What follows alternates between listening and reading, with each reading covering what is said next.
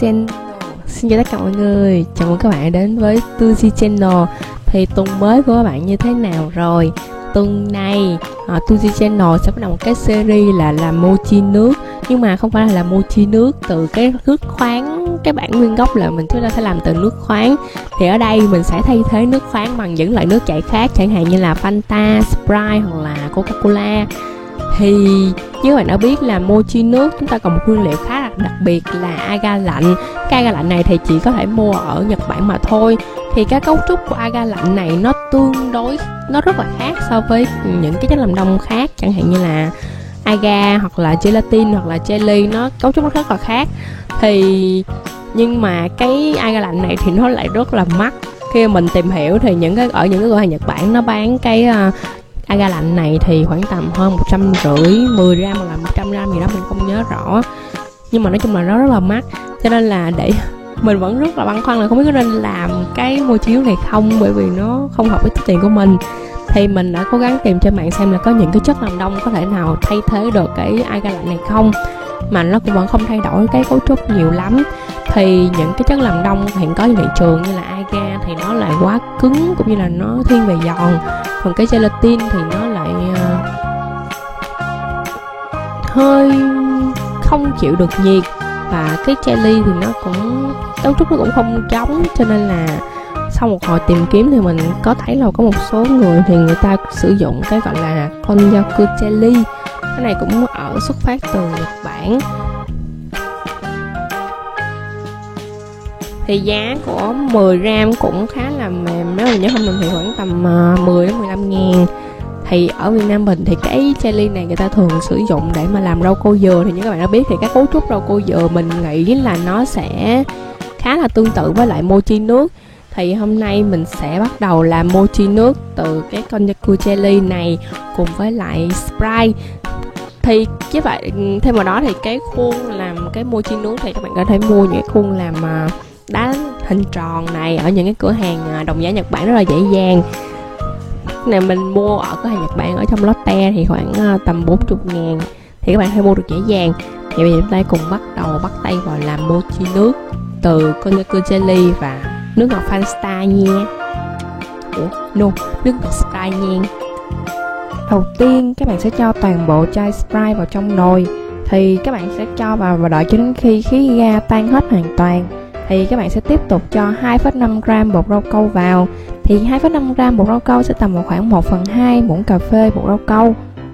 Các bạn sẽ cho vào trong nồi và các bạn sẽ dùng cây đánh trứng đánh tan hỗn hợp này.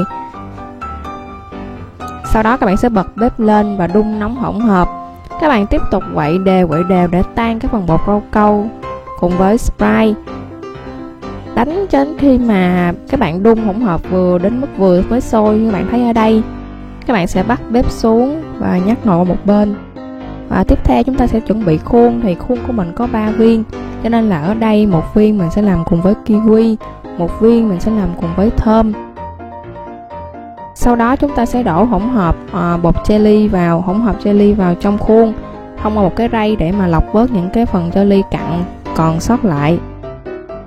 Và các bạn sẽ dùng một cái muỗng để nhấn những cái trái cây xuống dưới, thì những hay trôi lên bền ở phía trên lắm. Và các bạn sẽ đóng nắp lại. Oh my god, hình như mình cho ít bột jelly quá cho nên là nó không hoạt động được. Mình sẽ điều chỉnh bột jelly lại. Và đây là thành quả cuối cùng sau khi mình đã điều chỉnh lượng bột jelly bỏ vào trong hỗn hợp.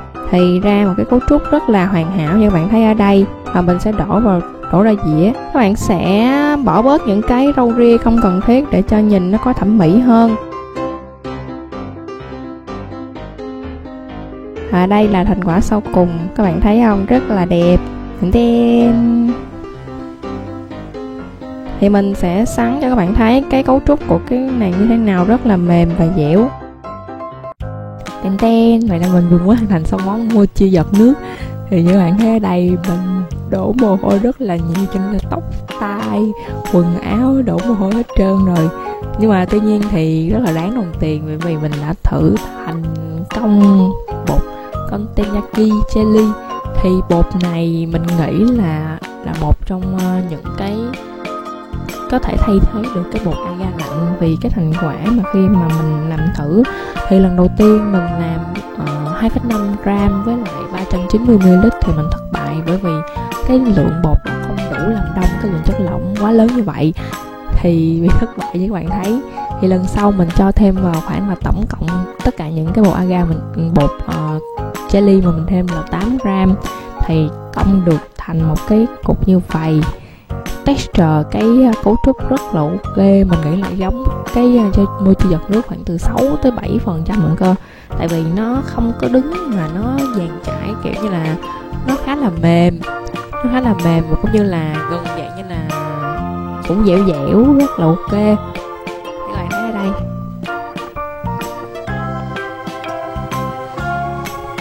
thì ở đây mình có một cái cục cũng làm từ cái khuôn đó luôn, nhưng mà làm từ agar.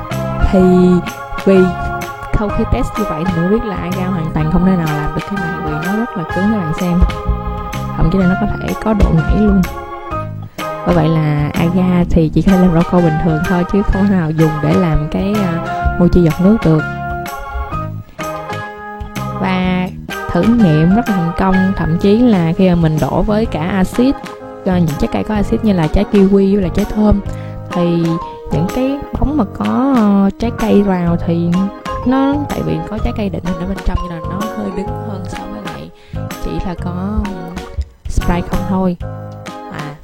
Vậy đó là kết luận cuối cùng của mình, và bây giờ chúng mình hãy cùng ăn thử xem là cái vị như thế nào nhé.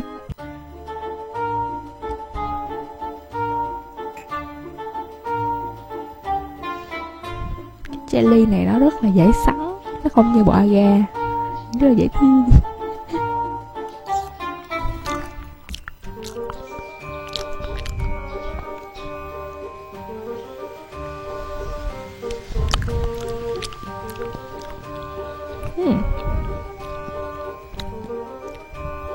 Tại vì nước ngọt khi mà mình nấu lên thì nó mất hết cái vị ga rồi, cho nên là chỉ còn cái vị ngọt của Sprite với lại đường ngọt của Sprite.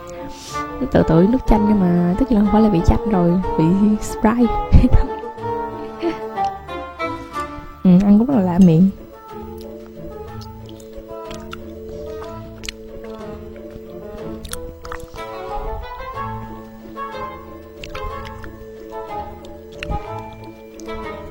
Tất nhiên là cái jelly này, cái cấu trúc không thể là giống hoàn toàn được cái mochi nước, tại vì cái mochi nước khi các bạn ăn vào như cái cảm giác như là nó sẽ tan vào trong miệng vậy, còn cái jelly này thì tất nhiên nó cũng vẫn không thể nào giống như vậy được, nó vẫn có cái vị giòn nhất định của nó, cho nên là ăn tạm, chứ tất nhiên là nó không nào thay thế được hoàn toàn được. Rồi giờ mình sẽ ăn thử với lại kiwi để xem là nó có double cái vị chua lên không. Các bạn hãy cùng ăn thử với mình. Thì nhờ có cái kiwi cho nên là cái mochi này nó đứng hẳn hơn so với mochi hồi nãy. Ôi, nó bị tức hết rồi. Đây mình sẽ chê luôn một miếng bự như vậy.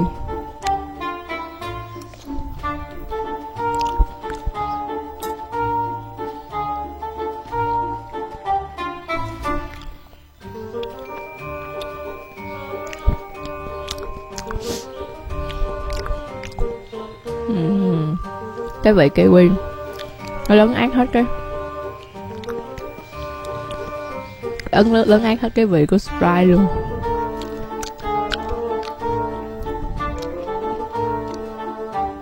Kỳ lạ là khi mà nấu trong cái này thì cái vị kiwi nó không còn như ban đầu nữa. Mình cảm giác như là cái gì ngâm, giống cái gì ngâm mà mình quên mất tiêu cái tên rồi. Mà nói chung là nó không còn giống cái vị kiwi ban đầu nữa. Bây giờ mình sẽ ăn thử cùng với dứa.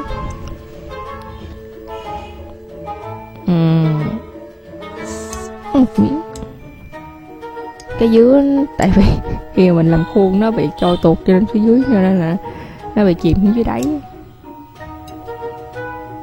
Đây, một miếng jelly cùng vị dứa.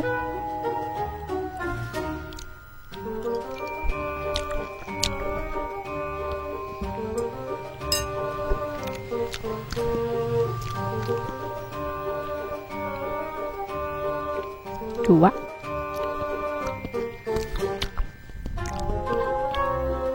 Thì kỳ lạ là cái mochi nước này, mochi Sprite này thì ăn với lại dứa thì lại khá là hợp nha, cái vị khá là hợp, chỉ là mình lỡ chọn dứa hơi chua cho nên là ăn nó chua quá. Nhưng mà cái vị nó khá rất là hợp nha các bạn, hợp nhất so với chỉ ăn với lại Sprite với lại là ăn với lại kiwi. Thì các bạn thử xem, những cái em này rất là quý thuốc rủ. Chilling. Túm lại là theo ý kiến của mình, nếu mà các bạn không phải là người quá khó tính trong việc ăn uống và yêu cầu một cái công thức chuẩn mực chính xác những cái nguyên liệu cho cái mochi nước này, thì các bạn có thể sử dụng cái jelly con gì đó mình không nhớ nên mình đã nói phía trên rồi. Thì cái jelly này có thể sử dụng để thay thế cho cái agar lạnh ở trong công thức mochi nước. Thì tất nhiên là mình không nói là nó thay thế rồi nó sẽ giống hoàn toàn, tại vì tính chất của hai cái loại agar và cái jelly này nó hoàn toàn khác nhau. Tuy nhiên thì cái cấu trúc mà sau khi làm xong thì mình nghĩ là cái jelly có thể giống từ 6 đến 7 phần. Cho nên là nếu mà các bạn không quá khó tính trong cái việc ăn uống thì các bạn có thể thử làm cái em jelly này để thay thế trong công thức mochi nước thử xem. Và ngoài ra thì nếu mà các bạn yêu thích trái cây thì các bạn có thể bỏ vào những cái loại trái cây mà các bạn yêu thích. Tuy nhiên mình lưu ý là những trái cây mà có nhiều axit chẳng hạn như là cam, kiwi hoặc là dứa như mình lúc nãy thì các bạn nên lưu ý là nên điều chỉnh liều lượng cho thích hợp, tại vì cái axit ở trong trái cây có thể làm thay đổi tính chất một chút xíu của cái jelly. Và ngoài ra nếu mà các bạn không thích cái công thức gốc là nước khoáng thì các bạn có thể thay thế bằng những loại nước ngọt như mình là Sprite hoặc là Coca-Cola hoặc là Fanta này nọ, là chai hoặc là loại nước ép tùy thích. Thì hy vọng là các bạn sẽ thích video này. Đừng quên like và subscribe cho mình để xem thêm nhiều video mới nha. Tạm biệt.